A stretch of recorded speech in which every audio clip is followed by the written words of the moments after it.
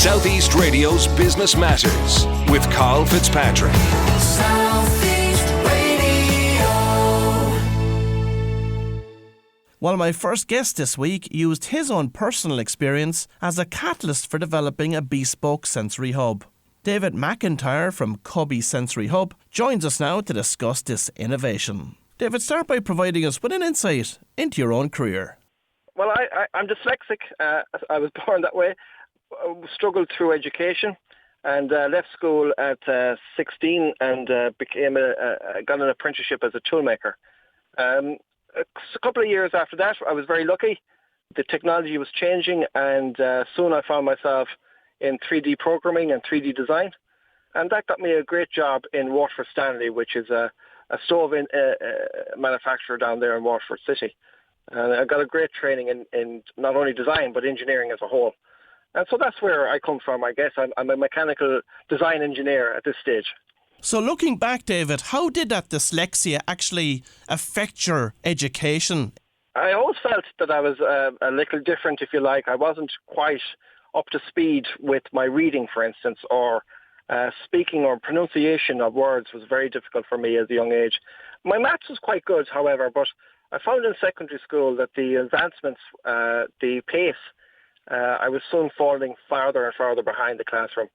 And when I got the opportunity to go for the apprenticeship, I grabbed it. I had more hands-on kind of knowledge and hands-on learning, if you like. And the school didn't really cater to that at the time. It's changed a lot since then, but at the time, dyslexia wasn't really supported. And like many great ideas that have gone before you, it was your own personal experience which triggered the idea for the Cubby Sensory Hub. Yes, 5 years ago, my youngest daughter was diagnosed as autistic. And myself and my wife were attending early bird courses, they were called at the time. I'm not sure what they're called now, but we got educated of what to look out for and what to expect. And it was very worrying time for us, I must say. There was a lot of pressure on us, and there was a good mix of parents there. There was parents with teenage children, and there was parents there as young. We were probably the youngest children there with 2.5 years of age when we got the diagnosis, or Ava got the diagnosis. And it was actually through that course that we found the barriers facing children with autism in education. And I guess it kind of got me a bit, it reminded me maybe of my own experience in education, the barriers that I face. And I kind of take the decision to try to solve the problem. Now, it didn't happen overnight, but it was certainly something that I was keen to resolve if I could. And of course, we're hearing lots about sensory rooms being introduced into school environments over recent years. Maybe for those that haven't been familiar with sensory rooms or haven't had the need to use them in the past, that you could provide us with an insight into them and what they're used for. Yeah, I done a lot of research. When we started this journey, I was actually asked to design a sensory room for a school. And I've done a lot of research in sensory rooms. And what sensory rooms do is they kind of calm or alert the person depending on need. So some children with sensory processing disorder or issues, which is a comorbid with autism, ADHD, etc., they need to be alerted or calmed depending on their sensory type. So, for instance, if a child is overstimulated and you put them into a sensory room, I found that sometimes that sensory room would actually overstimulate them or exaggerate the problem. And so what I try to do is find a system that would adapt automatically, if you like, to the child's needs. And that's where the idea really came from for Cubby, is a safe space that actually adapts to each person on their individual level, if you like. So how does that work then from a practical perspective? Well, practically, a sensory room is usually lights. It can be music. It can be visuals. It can be soft. It can be tactile. And what you do is you use a combination of those to either stimulate or to alert, as we say, or to calm. So music has the beats per minute, for instance, has a big emphasis on the music, and we carefully select that music to make sure that it's actually low beats per minute. Or if we want to alert the child, we might use a higher beat per minute. The visuals, again, is the same selection process, fast moving against slow moving. And then the lights and the seat again, play a part. We have 4 different kinds of seats in the Cubby, and the idea, again, is that our occupational therapist picks the right kind of movement and the right kind of seat for that experience.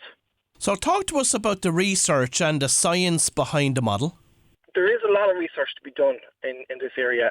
There is research done, but we are actually driving our own research now.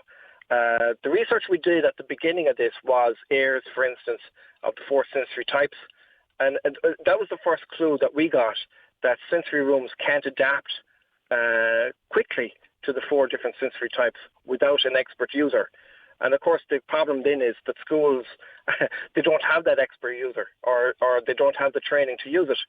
And then we're looking at different ones about the individualized approach. There was some research coming out of Canada that showed that only one person should be in the sensory room at the time. And so that we designed our product then so that it accommodates one person at a time, if you like. And again, it's to get the best possible individualized experience from the session as possible. Other research showed that sensory rooms can become an area where the person is in there for an indefinite amount of time. So we've heard our research show that students could spend up to an hour or 2 in a sensory room. So we decided that we looked at the research showed that 10 to 15 minutes of regulation was what's really needed. So Cubby itself is timed, and the idea is it's scheduled. Again, more research shows that the scheduling approach of it can preempt and prevent the sensory overloads happening in the first place. So when you go to design an absolute Cubby sensory hub within a school environment, talk us through the design process. So when we started this, there was a couple of elements on the design process that I approached it with my own experiences. Number one is universal design is very important. So you want to create a product that which affects or helps as many people as possible, especially when you're starting from scratch, and that's what we did. So what I wanted to do was create a product that followed my child's life journey, okay? And that starts in primary school, but it ends up in third level college and even work. So the first thing that I wanted to do was remove any kind of stigma that might be attached to a sensory room by creating a modern, contemporary design. The next thing I wanted to do was make it accessible to as many people as possible. So we followed the guidelines of the Irish Wheelchair Association on their design. So, wheelchair accessibility, etc. And then we looked at who's going to be using this product. And we decided that from an early stage that we wanted everybody to use this. So from the person that has the highest need to the person that might have a low need. And the person with the highest need might need a very robust structure. And we built it out of steel, of course, so that it would be that robust structure. So Cubby became a universally designed space, if you like, that catered to as many people as possible and was accessible as possible. So you've taken the physical sensory room concept and you've overlaid that then with a level of technology. So talk to us about how that actually works. There's a couple of steps needed. So when the school themselves, they identify whether the student needs a sensory break or not. They fill out an online form that has sensory triggers, for instance. What does a sensory overload look like? It looks for timings and it looks like the effects of it. That information then is put in front of our occupational therapist, who assesses the need of that person and then creates sensory experiences. So lights, music and visuals that they know will work in this particular case, and also what type of seating, and then the time to give that break. And what happens is actually we have programs where we alert a student in the morning because they might be at low, and in the afternoon they might be overstimulated, and we might have a second program then that actually calms them down. And that ability to regulate the person throughout the day is what is giving us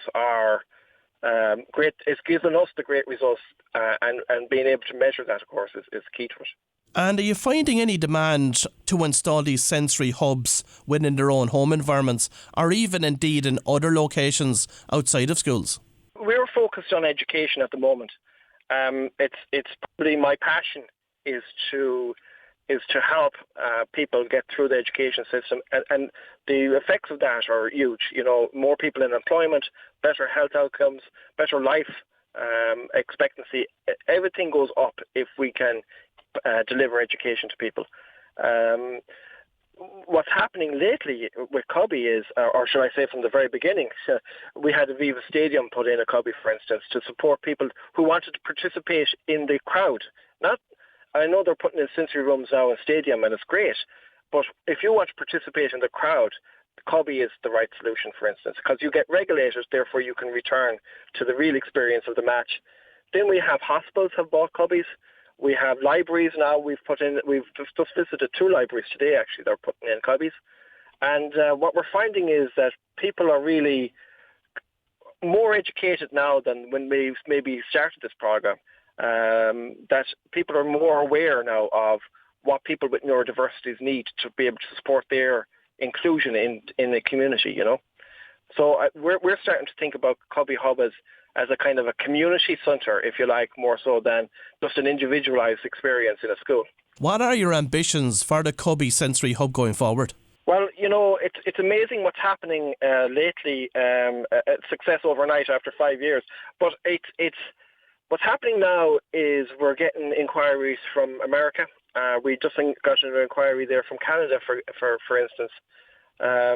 So this is really a universal product for everywhere. It's not just a problem to be solved here in Ireland.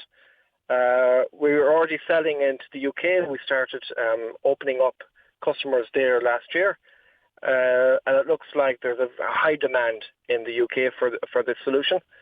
And we're hoping that as we move forward, we'll be into America, and pan-European is kind of the ambition. And have you, at this stage, got any independent research done on the Cubby Hub to be able to prove independently the results from it? Well, this is where we're moving towards now. We think that this needs to be studied, and we're in very early talks with NUIG and GMIT to do some studying for us. And we're looking at the University College London as well, where the CRAE, which is the Centre of Research in Autism and Education, we're in early talks with them as well to do some research part in there. So, in fairness, the innovation that we have created is research-led, and we see research as the core component to our future success. Well, if you've just tuned in, that was David McIntyre, and I'd like to congratulate David for developing the Cubby Sensory Hub, a product which will benefit so many children in Ireland and beyond. Southeast Radio's Business Matters with Carl Fitzpatrick.